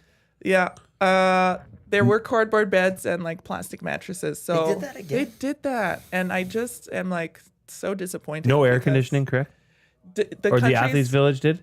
The countries had to supply that for their athletes themselves. So Canada did. Shipped in a couple AC units? Yeah, everyone had an AC unit. I know what that's We like. took care. I've done care. that for an employee here. Yeah. Legit, yeah, you did. I can say You that. actually did. I shipped it. You're the COC of this office. Yeah, and then I moved it. I just moved it the other night. Oddly enough. What about after the fact? After competition's done, like this has always been a question I've wanted to know. And like when you're done, is it your option to say, like, I want to stay for the rest of the Olympics? And is that because I mean, when you're an Olympic athlete, a lot like I don't know, are all the costs covered by the governing body, or is it like, nope, you got to leave? Here's your flight ticket. See you later. So from what I am aware of, it's at the country's discretion if you can stay or So not. this would be Canada's. So Canada's decision is to, after your competition is done, kick you out after 3 days. Nah. 3 days. Yeah. After your competition is done, if you lose early, whatever it is, you have 72 hours, and then you can't stay there anymore. Like you can't sleep in Rent free kind of thing. But you get access to the village. So you because- could still stay there on your own dime after 3 days. Yep. Now, would they still fly you home? Not in the village, but like you can come in, eat the food, walk around, do all the things. But Canada's Team Canada's like cruel. Quadrant of it or whatever. Yeah, like our apartment building was, you have to leave to respect like the people who are still competing and focusing, because like people party. I respect that actually. You don't want the people that are there for the first week then just partying it up while the second week athletes are focused on their events and stuff. Yeah. And vice versa. You don't want the first week's athletes to be loaded Totally. with a bunch of people that are just partying. I still think that's BS. Like I must say, 3 days though, It's a good amount. it still gives you a little bit of time to come down from the high of winning a medal or losing or whatever, and then have a day, like a full day, to view whatever competitions you want, and you Experience probably without want to the get pressure the of heck the out of there anyways. At some point. At some point, yes, but like because we didn't go and see other sports or anything until after we were done. So I'm just like, be responsible for yourself and let us stay in the village. That's my opinion. Yes. Okay, so Absolutely. But people are, it's personal responsibility in my opinion. So then, you would maybe know this. Do the people that, like, let's say that I know there's the events that start second week, are they allowed in the village before? Or That's a good are they question. only allowed in, like, do they come in later? Because if they gotta come in, train. I don't, right, but if they can still Practice and party it train. up a little bit, Right. a little more, which impacts the earlier athletes type thing. I feel like there'd have to be a nice balance to that, or otherwise it's then just like personal responsibility. Like let's maybe like a one strike policy type thing here. Yeah. You know what? It might be like capacity in the apartment building too. Like first week athletes. It's Probably a fire code. It's always that. It's always that fire Always the code. fire code. Surely. Hypothetical here. Are we doing the hypotheticals again today? Absolutely. These are things I like to think about. You compete, you finish your competition, and Canada gives you, the COC gives you 72 hours, and you want to frolic and sightsee, all that stuff, which is cool, but you don't want to leave. Could you, hypothetically, crash with a friend from a different nation that has a place? Maybe they have a queen-size cardboard box bed. Is that something that's a possibility? I have no idea. I would explore this option. I have these types of questions. Okay. I'd be like, my friend from Australia, she's competing, but she said Her roommate left. Yeah, I can crash in her room. Like, Can you Once again, there's like a personal responsibility. Like, I don't know, personal choices there. If you want to be like, COC. do what you do Yeah. and not let Team Canada know, then like maybe that's your choice. But Fly also around like don't get under the radar. you'd have to fly under the I'd radar. just be like, let's push back my flight. I'll take care of my accommodations. Don't worry about me. What's this cardboard box stuff? Yeah. What are you talking It's about? green, so it's more recyclable. Yeah. As instead of- opposed to a bed frame? As opposed to having an actual comfortable bed for the athletes who are the product of the Olympics. At the Olympics, the highest There's- form of athleticism and competition Paris in the world. cardboard. Are they actually beds. comfortable or no? Heck no, they're not comfortable. This is an unpopular opinion. So but cardboard makes it better? no, it Because doesn't you can make it better. recycle it, right? Like as opposed to like that's You can see that. recycle. And You know, could my reuse the bed daughters frame sleep. here. No, My I know, I daughters know. sleep in their great grandmother's bed. this is That's what been they're gonna handed say. down for I know. generations. For goodness' But sake. That's some BS right Yeah. there. And then so it's easier to produce mass numbers. Like there's Man. the costs. When I'm are people assuming, going to part get of out of it. their own way? I'm sorry. It's- like, jeepers. That's just an embarrassment. Not comfy. I have a lot of opinions on this, but not comfy. Let them overall. fly. This goes Catherine. back We're in a safe space. space. This goes back to I think at the 16 Rio. I think it was. I think the beds were really small, and the U.S. just paid for a cruise. I think it was A yacht. They were, they were on a yeah, cruise for ship the or two something. teams to live brilliant. on because they didn't want them sleeping in the athletes' village because it was just especially Yeah. for basketball like the ridiculous size. Yeah. With the beds that they're provided, it was nothing. So they got them a cruise ship or a yacht They or whatever. also it was. rented like a whole hotel in Paris for most of their athletes to stay in.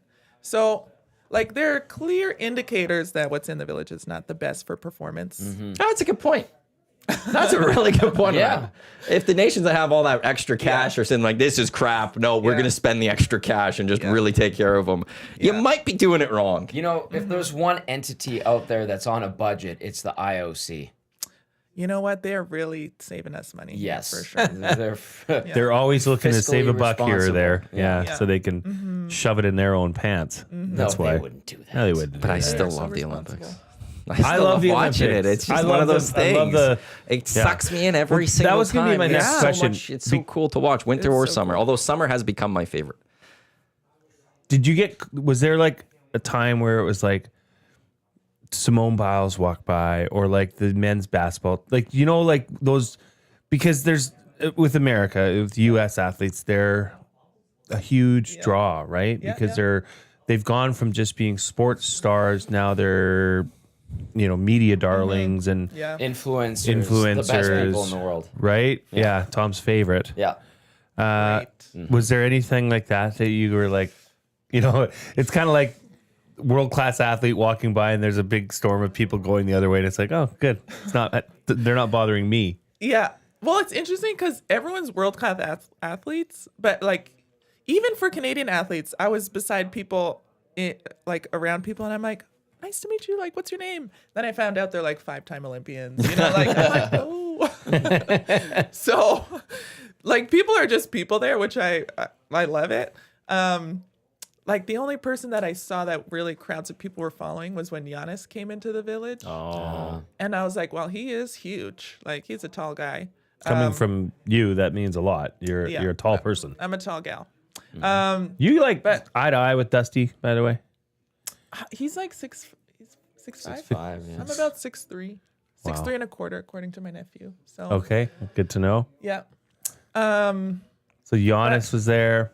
Yeah, I mean, I don't really, like I said, I don't really pay attention to the. Did I was you- just doing my own thing. Did you have like a guilty purchase or something from Paris that you're like, I got to get something from here, The shopping's supposed to be, I don't know. You Did you think, pack up the cardboard bed to take back? yeah. Just as a hey. memento. Just a Oh my piece of God. it, Yeah, like. so like you cut the net off at the March Madness. Did you cut a piece of the bed off and take it home? Oh, that would have been epic. Not really. I had my Olympic gear, so that's like, this is pretty sweet.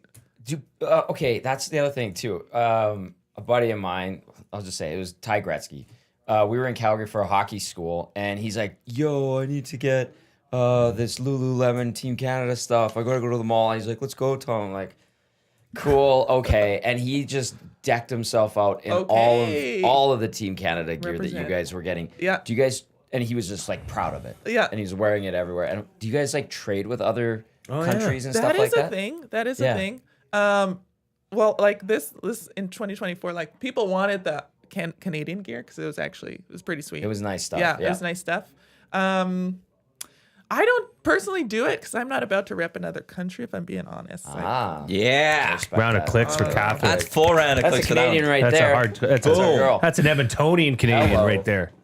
So, but people do. But yeah, people do that. Like since I played junior national, like even provincial teams, this trading is a thing. Like it's cool. I don't think it's wrong or bad. I just never really took part in it. Another big thing in the village is the pins. I don't know if you've heard of this. Yeah. We've heard of the pins. Jolene has talked a bit Jolene about the talked pins. about it. She's covered a bunch of Olympics. yeah. Okay, so have you heard about the? Nope. Okay, so they're like every country gets like pins.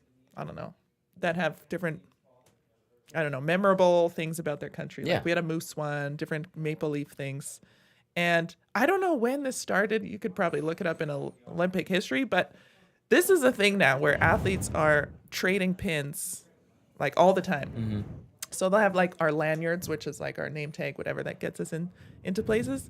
And it's just people have decked out. I'm surely it's heavy. Like their necks must be tired because like some are really crazy. They even get 2 lanyards to put all their pins on. But it is such an interesting social experiment. So there's now. crazy people even at the Olympics.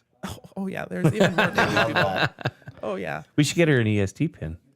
Hey. I do actually have an EST. We do have some EST Yeah, pins. yeah, yeah. Add it to your pin collection. Well, I didn't collect the pins because I didn't do we that. know you did. We know you we have did. plans to be at the 28 Olympics. Yes, we do. We're bringing EST pins. Yes, we are. EST pins. According to AI, Google's AI, Yeah. it began in 1896 to a degree, Really? but it became popular with the masses after the 1980 Winter Olympics in Lake Placid, when spectators could collect souvenirs as well. there also, the yeah. first official pin trading center was established at the Calgary Winter Olympics. So there is people outside the village, like with like tables and Fans? mats. Yeah, who are like selling pins, wanting to trade pins. And back to the social experience. Yes. Like, I understand it would be like to meet people. Mm-hmm. Like, hey, we're from other countries. Like, I'm thinking like, what's your story? Like, what do you do? Now it's like people just walk up to you and be like, can I have want to trade pins? And I'm like, whoa, I don't even know your name. I'd be Back that it way. up. Can I Back get a it up. hello first? How are you? Yeah, Can we have a totally. conversation Okay, here? then, Totally, what's your totally. Insta? Yeah. Pin?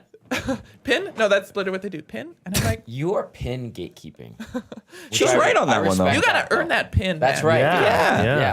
Yeah. Did you say that the pin first started in 18 something? Did they have pins? Maybe there's Like, something how the else heck that did they were- have pins in the 1890s? No. It according They have to pins. so I mean, they would have made things of that would- cardboard. Oh, get out of here! No way. That It says- explains the beds. Come full circle. Back to the Full circles, back to their It roots. says 1896. They began. It was made of cardboard with ribbons. Okay. So that's where it Hey, began. that's like the home craft. They were used as identification badges. So like Oh, lanyards. they traded there. I did. Oh, interesting. Maybe that's why people put them doesn't on say their they- lanyards. It doesn't say they actually Maybe. traded them. Maybe. Oh no, it does. We're Yeah, like pin trading. undercovering a lot of hidden secrets of the Olympics. Yeah. What's another one? Careful, the Illuminati might come after Yeah, us. Kath, give us another one. Give us a Rio hidden treasure that nobody knows because they're not on the inside. In Rio, like the military presence was supposed Were to they be in- heavy. Apparently, Like in the village? everywhere. Like the beach is one of the most dangerous places in the world. Fake news, Right, Tom. right. She was there. No military. Okay, maybe I'm thinking of the. I'm just World gonna Cup. say, I would assume there's military across any Olympics. Yeah. Sure, Yeah, there yeah, would there be. definitely You've is. got There definitely is. how many people High showing up security. to Yeah. to a region of this world Yeah. that you would have to be like? Well, that's usually security costs. Usually Yeah. cost over $1 billion now. I do have an example. I love Olympics, winter, summer, whatever. But I was reading they're doing beach volleyball, and that morning a severed arm showed up on the beach, and they had to go in and clean it up. Yeah, someone got And chopped where? up. Paris or Rio? Real No way. way, and so like the venue was on the beach, and What? 50 meters at the shore, so someone's severed arm was Could be a floating shark. and landed. Did you see it? The arm? Unfortunately, fortunately not. Fortunately not, yeah. That's why I asked. Like, 'cause- I got a question for you, Tom. go for it. Buying or selling? You're going golfing after this. I am not. Although Jada wants to go golfing, but she's sick. So no, I'm not going golf. I just felt like dressing like this today. Oh, I wish you said yes. I would have been jealous I wish I said and yes happy too. I'd for love you. to go golfing. I would have been today. very happy for you. Yeah. Are Hit a you range.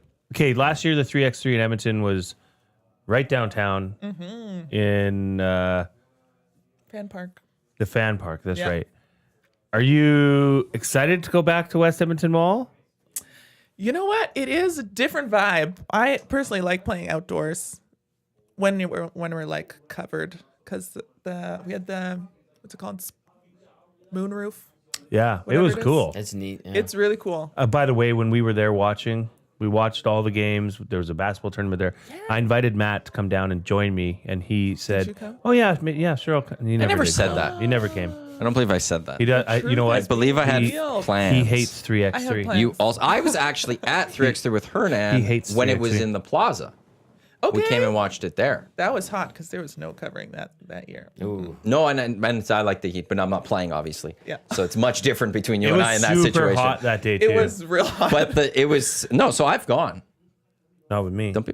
bro. You asked me for where coffee was. That's all. I don't even think you. I have to go through a text. Yeah, and you sent me to that dump city center. I didn't send you anywhere, I don't Yeah, think. you did. You sent me to the worst mall in the world. Well, there's no other areas to go get coffee. How do you even call that a At what mall? time? Fox Coffee. Well, they opened. Yeah, they weren't open last summer. The You couldn't. hours are a little bit tricky downtown. Yeah, it's you can't like at 9 a.m. It's hard to find a coffee right there. Credo. That was nice though. Last year they had a whole 3x3 Well, he wanted it tournament right next to running that at the thing. same Yeah, that's time at the fan park for kids, which obviously they're not going to be able to do at West No. Edmonton Mall. That was really cool though, because our nephew was playing in the tournament. Yeah. So we would be playing our game and then just run over to the courts right behind. So that was a fun time. I've got the texts. I was running around for the golf tournament that day. Oh. I had to go pick up a bunch of things and I was Okay, driving just around get to all what day. I said. And then you went, I hate downtown. I said, why? You said, I feel lost. I'm currently in City Center Mall. You went there on your own trying to track down coffee. I'm not built for this. I said, This is Saturday true. isn't the Go best. on. This is true. There's Remedy. There's Credo. Yeah. You said Cremedy was closed. Don't have a Cremedy. Remedy. He said Remedy's closed. Didn't have the desire to continue to Credo. I might just become a street vagrant. Oh my God. I then said there's a Timmy's in the Edmonton Tower above the BPs. You said didn't know that. I said Credo's literally a block over from Remedy. If you walked to Remedy, you could have gone to Credo. And then you sent me a picture of your a daughter at City Center Mall. Yeah, in a 'Cause you got Riverhawks there. jersey. I found it. You sound like a whiner in this text. I never not once built for sent you downtown. somewhere outside of after you had to crossed off a few things. Then I sent you to somewhere else. All right, I stand corrected. You're nice. Wow. But you still hate 3x3 because you didn't come. I said I was busy that day. I'm so. I had So that the golf real question tournament is, will you come this year? I would love to come this year. Okay, great. What? And that's the plan, What 'cause days? it's- It's on Saturday. It's one day. It's 2 days. I believe it's the July 31st, August 1st, or August 1st, August 2nd. So Saturday, Sunday, or I think First Friday, is a Saturday. Friday. should go. I we think should we're broadcast Friday, from there. Saturday. Well, I got to talk to Paul. I do want to Talk to Paul. That was something I actually had an idea that popped in my Let's head. get EST over there. Can you imagine Do it. broadcasting from 3x3? It'd That would be great. like a dream. Broadcasting from the upper mezzanine, looking down over the court. That'd be pretty sweet. Yeah, I got to talk to Paul. See my Paul's eyebrows? a great dude. I love Paul. Great. Yeah, dude. he's great. Great insight. I just want him to read me bedtime stories. He's got a good voice. He's got a great voice. Right? Great voice. Like, Paul, can you just read some stories and like record them so I can play them before I go to bed? He'd have a killer in audiobooks with that, I think. He's a very nice man. Yeah, he does have a soothing voice. very grandpa-like. Yeah, nice cadence. Yeah. So we established off the top, not much of a hockey fan. 3x3 West Edmonton Mall, yeah. I'll Yeah, find the we're dates gonna- for that we're after. gonna- Are you watching the NBA playoffs, or are you just like? No. I tune it all out. You know what? Because this is interesting because you Yeah. play this professionally, and you're a professional athlete. Is it just like when you're not on, you just totally go off? You know what? I'm not a big fan of most things except for my own life. And my family and what I'm doing and EST. and EST. Of course. You know? So, which I support. I respect the sports, but like I think once a lot of my energy goes towards my own training and sport, that if I can support the people, great. But I think the other parts of my life are like doing other things. So Well, I know family is very important to you, which awesome. It should be to everybody, and hopefully everybody has Yeah. that experience. And I find that you're out in supporting others as well. I mean, I know you I go do to run into you at well, Legacy you a lot. Yeah. a lot of times there's basketball going on, and you're not there for necessarily your nephew, or you're just there to support this person who's your friend, and that's pretty cool, because I think that goes back to the original comment of that you're reinvesting in the community. And which is very unique and it's actually quite a breath of fresh air to have somebody, an Olympic athlete, Olympic champion, a world champion, a professional basketball player that is so, I guess just so centered, right? Where you can focus on what's really important in life, which is obviously your family and basketball. So I think that's a round of Thanks, clicks. Jay. Yeah, Appreciate that. it's important, and you do have a little business venture on the side as well. We won't. We can't talk about it. We can't talk about that right now. You know, April's might be listening, so Are you becoming an influencer? Is that what he's hinting at? No. I think that would. OOTDs, get ready with me's, and then link for all the sale items today coming up shortly. Oh man, that's tricky. I mean, know. it's an option for people. Hey, like It certainly is. it certainly is. Not my jam, but like Me neither. if that's you, go for it. I think it's it was once said. John Maxwell said this a while ago. He said, leadership is influence. Because at the time of, I don't know if you know who John Maxwell is. He speaks a lot on communication and leadership. And he said that because maybe like in the 60s, 70s, leadership was about position. You know, you're the boss at the job, like you're the leader, despite if you actually are a person of integrity and character and whatnot. And so since like this whole influencer culture is now, he came out like 60 years later and he was like, I have to clarify, like I have to switch some things because like the influence that people have now is different than what I was talking about like Yes, 40 years ago. Like it's Twisted. it's are you like, can you add value to the people around you? Like that's leadership. It's not like this influence is it, what are you influencing? You know, like what are you? I think it's a self-construct in your own mind. You're just pumping your own tires. Yeah, this could be a whole hour, but anyways, Let's do a It's really therapy interesting. sesh. Yeah. 3x3, so it's 4 days event. Yeah. So July 31st, there's FIBA 3x3 men's and women's quests and Hoop City Youth Showcase games. Cool. The first is FIBA 3x3 women's series pool play and plus men's and women's quest playoffs. The second is FIBA 3x3 men's World Tour pool play and women's series playoffs. And then on the third is FIBA 3x3 men's World Tour playoffs and wheelchair challenge. So that's the whole event. Oh, But that's for the women's, you guys would be on the Friday, Saturday. right on. Yeah, the Friday. Who's the Appreciate that. team in 3x3 that just you look at it and it's like, I know you're nice, but yeah, I know you're a competitor too. For sure. There's got to be a team that just gets under your skin and you're like, those damn Latvians. Yeah, the French actually. Is it the French? It's the French. En français. Yeah. France. S'il vous plaît. France. France. Are they dirty? Like Yeah. Yeah. Okay. Yeah. And I'm like, I don't know. This is just me, but like, if you're being dirty, I'm like, you're just, I don't know. It's like cheating sometimes. Yeah. I'm like, just do your best. You're gonna lose, but like, don't hurt people. Yeah. I like Don't that hurt attitude. people. Yeah. So, yeah, them. Yeah. I mean, we like in 3x3, you're around the other teams so often. Like, it's not quite the same as a big team where like you have 12, 16 players. Like, that's all the people you need. Here, it's like we're around each other. We chat with, well, not everyone, but like I chat with the different players because we see them. It's like some of them are friends now. So it's different. So there's a level of respect and like we're people versus like, this is my mortal enemy. Like, you're going down and I'm going to hurt you. You know, like it's just different vibes. But that does get into your because I'll be honest, that's a hard thing to teach a young athlete. Oh, for sure. Is the killer instinct. Yeah. And to say, Yeah. Can you teach it? great Good question. question. Can you? Oh, you're asking me? Ah! I'm No, Can I'd you teach like it to know what or she is that says. just something you have or you don't have? Yeah. Good point. It's probably a combination. And that maybe. needs It's to a be just combination. harnessed and Yeah. Yeah.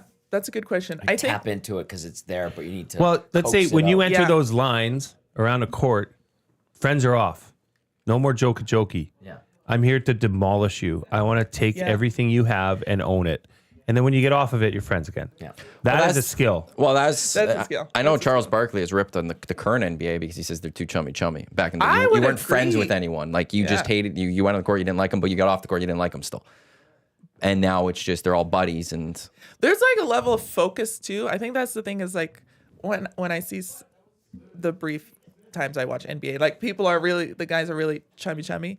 And I'm like, are you even focused? Like, you should be talking with your team, maybe not like with the other team. Yeah. Trying to like. there's look a time and good. place for the chummy There's a time and and place. during game During the is not game, one you of should those. be with your team. So, but like the competitiveness, like I think kids have different personalities, so that's a big part of it. But like to be excellent is taught. Like if we're gonna live our like go be excellent in whatever you're doing, you don't have to be the best, but like be a fighter.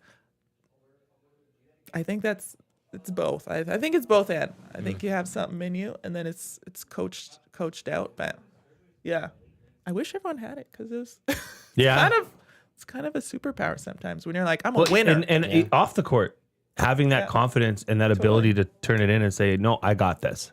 Yeah. It's a game changer in life, right? That speaking from experience in life, I was like very shy, insecure person. So that was developed. So I can speak from that end of like, you can be developed into a winner in all parts of your life. Maybe I was through sport, but like outside of sport. Yep. That's like your own. Yeah, got to go through the journey of like developing. Do you think yourself. Like 10 years ago you could have sat here and done this? Is that, you know what I mean? 10 years ago, yeah, maybe like 15 though. No, I wasn't like comfortable. Like I didn't really know who I was, so I wouldn't have been able to speak on things with conviction because didn't know who I was. But you got swag now. You do have a presence. No, I remember at Damon's golf tournament last year. I was like, "There's an athlete. She knows what's up." Yeah, it's legit. But it's cool to say that and be like, "There's something different about her there's or a him. There's a presence, right? That is a swagger." Thank you. I've been around a lot of athletes for a long time. You've got it. Mex Bezozu in the Nasty Chat, regular contributor to the Reed Wilkins Show. And if you are in the Nasty Chat, there's a ton of people watching right now. Hit the thumbs up. Let's do it. Oilers win last night. Round of clicks. We've got an Olympic athlete. We've got Fusion Donuts. We had Advantage Sport Med. I mean, it's been a great day. It's been a time. It's a lovely Friday. Mex says, could I ask to you, obviously, Katherine, the advantage of playing with a twin? I'm sure you can probably telekinetically communicate to your twin to backdoor cut. You know what? That's the thing. Yeah? No, it comes with lots of time, lots of reps together. I'm very grateful. In hindsight, when I was younger, was I grateful to have her? No. To be honest. Your siblings. I mean, that's normal. Yeah. But like, would I be here today without her? No. So I'm very aware, like we've sharpened each other in a lot of ways to get better. And like we had our individual journeys too with sport and success. But yeah, for sure. There's like a inner like, okay, I'm going to level up because she's leveling up. Like, I don't want to get left behind. Right. So there was that for sure. And then playing with her, like she's the best teammate I could ever have because she's like, she retired, by the way. But like one of the best players in the world for 3x3. And just like a great leader, works her butt off. She came back from an ACL injury in 6 months. Like, damn, she's a whole nother level of yeah, awesome. Are you not the number one ranked player in the world in 3x3? I don't know if you know what? I was. It changes so frequently that it's based on points. So I'd get a shirt like for that too. Consistently top 3. Like first shirt would say, ask me if I'm an Olympian.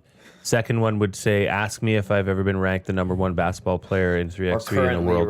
Currently ranked, and you can fill it in with like a dry erase marker. Yeah. Well, it's something more permanent.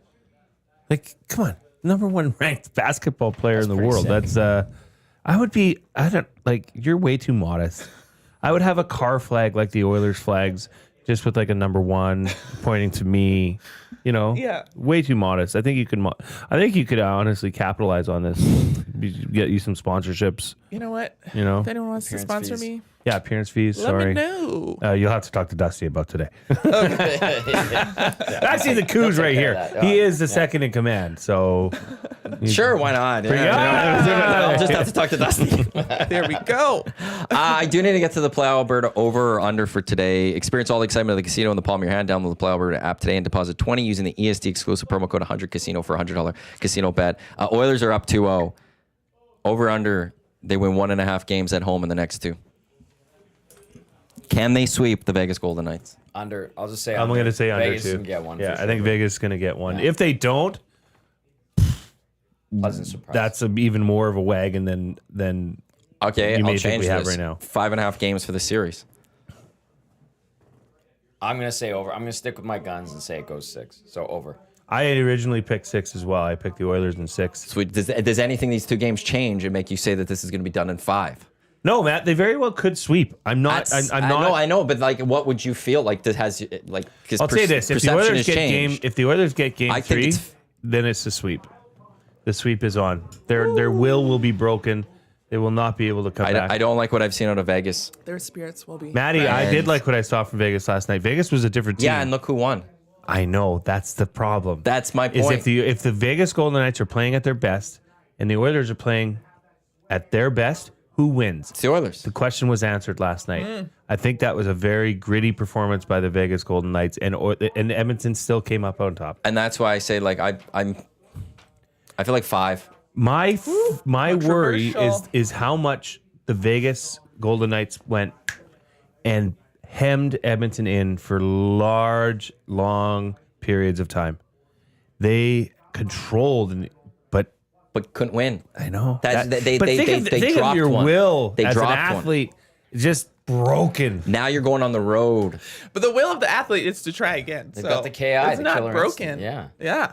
But, you know, it's like Always got to be ready. You beat- now going to me. need to go take 2 in visitors' territory to just take home ice back and make it a best of 3. But you drop 1. Oh, that's why I think like 5. One text says 5. Edmonton is now the Stanley Cup favorites after Whoa. yesterday's win. Yeah, but I don't know. I don't know which odds maker that was from. And then I have a question for Catherine via the inbox. Or do you want to keep going on the open? No, I just wanted to throw that one out there and see Great where if question, anyone's though. changes, That is a good minds question. changed because I remember when the series came out, I was trying to figure out last Friday what to set it at, and it was like I think most people went like I think we set it at 6. Yeah. Because like 6 was the push. I think a lot of people felt 6, maybe Fair. 7. But I feel like there's a lot of minds changing, especially yesterday when Vegas played a great game or a better game. Oilers still won. You know, like are they going to lose 2 or more? There's a lot of people I don't think see that. So I was wondering where everyone else was coming with that. I'll just stick with So yeah, you can go with. Okay, this question via the inbox for Catherine says, it seems like the Americans send 5v5 players to the Olympics 3v3 instead of a long-term team like everyone else. Is that weird?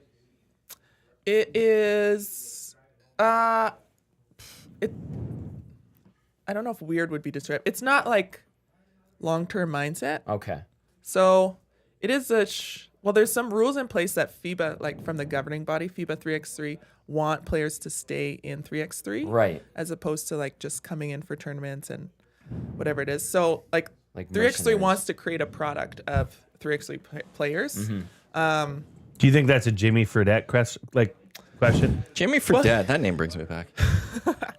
I was in college at the time when he had his I think whatever highest score record BYU. Yeah. against University of Utah when Michelle was there. He brings out all the Mormons. Sure does. He really does. But Jimmy Fredette was at 3x3 last year. That stunned me when I heard that he was there. 'Cause I'm like, I remember. My daughter got a picture with him. Oh really? He was so pissed off. That you got a picture? Yeah, well, Because he lost. Did he lose? no, it was just like he was like casually shooting around, and like I guess it looked like he was like available because it's just like outside. It is. Everybody's right there, so I'm like, "Hey, Rose, go. That's Jimmy. That's big deal. Like, go get a picture with him because I was like a massive fan of Jimmer. So that was mostly for you. Yeah, it was. how I you used my daughter. sacrifice one of your I daughters told for this. I told him that. I said, "This is more for me, Jimmy. Sorry." And he was like, "Okay, yeah, hurry up." I'm like, "Okay, let's said get out of hurry here." up. Ooh. Yeah, but it was cold. terrible. That's it was fanboying. cold. It was awful. It was a terrible decision by That's me. mean. But I did it. No. But I did it because I mean, and he's so silky. There's a little smooth out girl there. there. The way he curls off a screen and shoots a 3 just brings a tear to my eye. But he brings out the Mormons. Big BYU, like, you know, they come out and support. Yeah. Well, I'm from Sherwood Park, so that's like a very Mormon area. Okay. So a lot Is of my it? friends were there. Yeah. Oh yeah. Okay. Big Mormon Sacramento following King? in Sherwood Park. Is that where he got drafted? Or was he a king for a bit? I think so. That sounds familiar. Yeah. Hey, Him and yeah. sorry, I got to ask you this because was the WNBA like on the radar, like, or what happened there? Because you had a great college career. Yeah, I didn't get drafted. I was like, maybe I will. I was watching the screen. I was like, my name's gonna come up. Didn't. Totally fine. And Michelle got drafted, I think in the second round. She got drafted to Seattle Storm. Ended up not making the roster. And then after my second or third season, I think it was my second season overseas, I was like, player of the year for the league. And then I got a call from Phoenix. So I went to a Phoenix Mercury training camp, got cut. And then just in my experience there, I was like, I don't really know if I want to pursue this. So I didn't try. Like, I don't know if I can't say if I would have made a team or not, but like, I just didn't. Was I didn't see that as 3x3 appealing. already in? Nope. This was in Okay. 2016, 2015, maybe 2016, 2017, or 2018. I don't know. Time is weird. But it just wasn't. Yeah, I was playing with Team Canada, and so they overlap in seasons, Team Canada and WNBA. And there was a couple girls who were doing both, but I wanted to be I just wanted to be with Team Canada more than WNBA. Did I self-sabotage myself? Maybe, but I didn't see it as something that I actually wanted to pursue, so I didn't try. Thank you for coming in. The show's My done. pleasure. We're finished. This was a fun show. This is great. Fun hour here. We had a fun Thanks for show. having We've me, got donuts. guys. We got donuts for you after as well. Wow. Coming up What a next, we treat. got the Lock Shop. We've got Oil Stream. We got EST Afternoons. We got the Reed Wilkins Show with Jay Milne.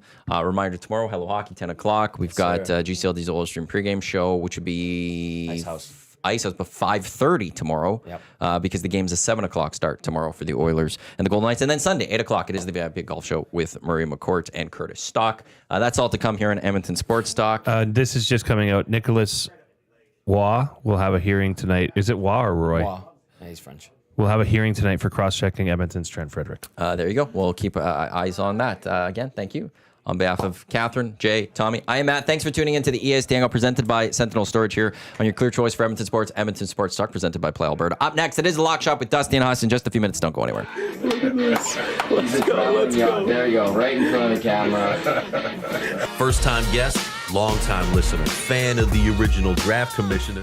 Welcome to the EST Hangout presented by White Claw Hard Seltzer. The difference is clear. Matt Iwanyk, Tom Gazzola with here. Joining us today.